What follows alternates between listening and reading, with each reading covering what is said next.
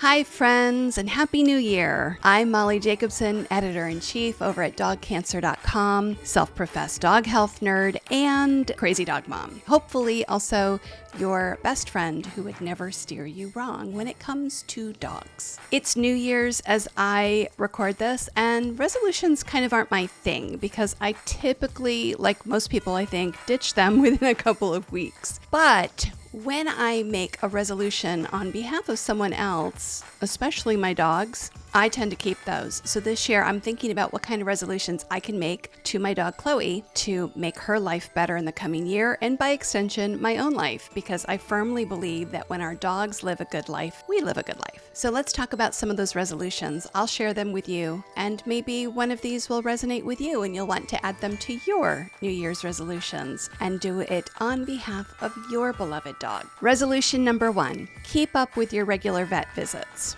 I don't know about you, but I'm always a little nervous about going to the vet. I'm just always afraid there's going to be something that needs attention. And so I can be a procrastinator. I think it would be really good this year for me not to procrastinate and just get things on the calendar ahead of time so that my dog will have an appointment and I won't have to rely on my own memory, which can be faulty at times. This is because whether your dog is young or old, has an illness already, or is generally healthy, early detection of problems is really critical. Just like when you own a home or a car, preventative maintenance prevents larger problems later on, and the same is true for health. I know for some folks, myself sometimes included, this is a financial stress, so it's important to remember why yearly checkups are so critical for dogs. It's because they age a lot faster than we do. If you didn't go to the doctor for 4 to 7 years, you'd probably think, maybe I'm not keeping on top of my health. The same is true for your dogs. So a yearly checkup is not really a yearly checkup for them. If you are concerned about money, I recommend calling your veterinarian and asking for like a 10 to 15 minute phone consult. Most of them will even do this for free, and just say, I need to really budget for the coming year. I want to prioritize my dog's checkups,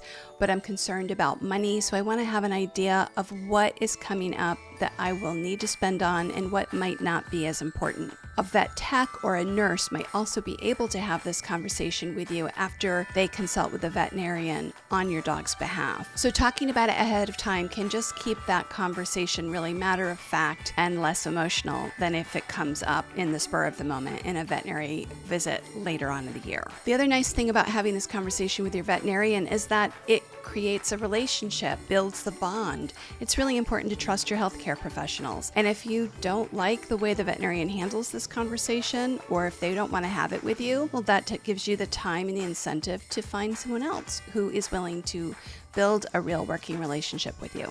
Another cost-saving method that I would encourage you to consider, especially if your dog is young and does not have pre-existing conditions, is to consider pet health insurance and do some research about what might be possible and what kind of plans are out there for your dog. One veterinarian I spoke to for this podcast, Dog Cancer Answers, told me that at any given dog is going to have about $10,000 worth of unexpected healthcare costs over the course of their lifetime. Maybe they get cancer, maybe they get hit by a car, maybe they get injured. Every dog comes up against something that costs a lot more than we thought we were going to spend that day. And you've been paying those monthly premiums, then when that day comes years from now, you'll be glad that you sort of paid ahead and you don't have a big bill that you're staring in the face. It's not going to be applicable to everybody, but it's worth calling around as one of your New Year's resolutions and finding out, is pet health insurance a possibility for you and for your dog? Okay, another resolution to consider for your dog is their diet. If you've been feeding your dog the same thing over and over again, I don't care what it is, I don't care what on the spectrum of kibble to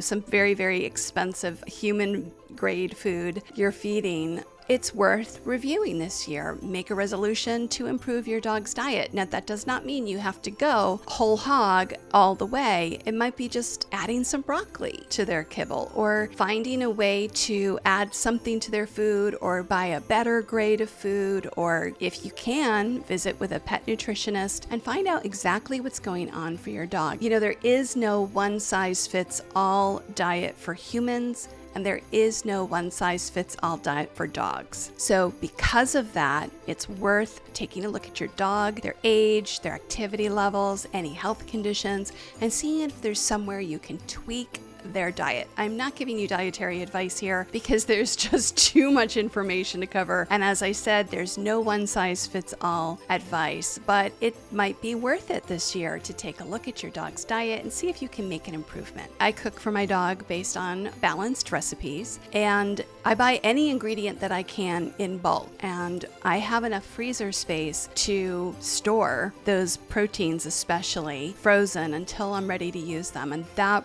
really cuts down on the cost. If you shop the sales for your own food and also for your dog's food, that can make a big difference. The same, of course, goes true for their treats or medications or supplements or anything else like that. If you can, buy in bulk or shop a sale, go ahead and do it because it will save you money in the long run. Okay, if your dog has any kind of mobility issue at all, this next resolution might really help. Consider making their environment more friendly. If your dog is getting older especially, it's worth it to look at ramps, to look at stairs and seeing if you can make them more accessible, to help them get on and off furniture if that's something you do in a more accessible way, to look at toe grips and other mobility aids that might help your dog. You can also think about more cushioning. I would really get your vet's advice. Say, hey, is there anything I can do at home to make my dog more comfortable? Because again, when you reduce pain or the possibility of pain on a daily basis,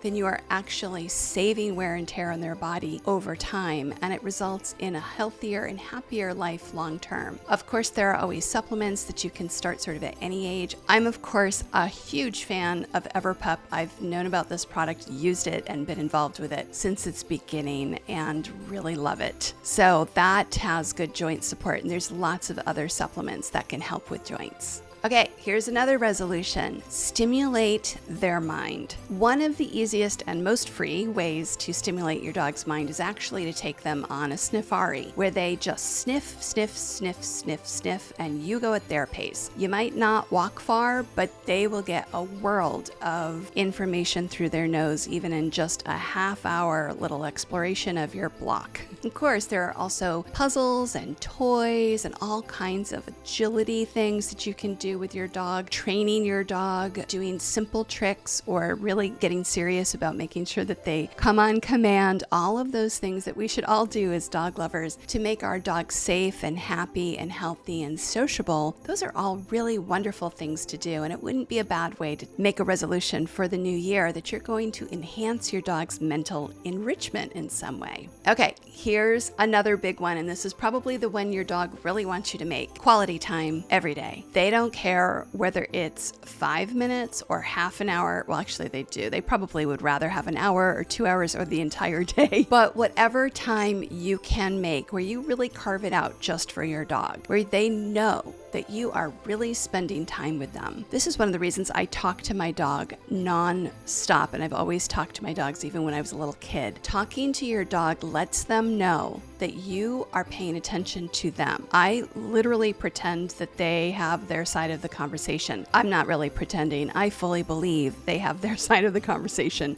I also believe I'm hearing them. Some of the talking buttons that are coming out right now, they're beginning to show, these studies, that the dogs are hearing and they are responding, and we are having the conversations we think we're having. So talking to your dog can be a way of just being fully present to them and giving them quality time. Of course, also petting, giving them a massage is one of my favorite things to do. Grooming, taking care of your dog every day on a grooming level really does feel to them like they are being cared for. They really appreciate it. Playing, obviously, tug of war, all of those little silly games that we play with our dogs, those are all really appreciated. And here's my favorite and last resolution is to celebrate the small things. Think about how happy your dog gets over the smallest thing.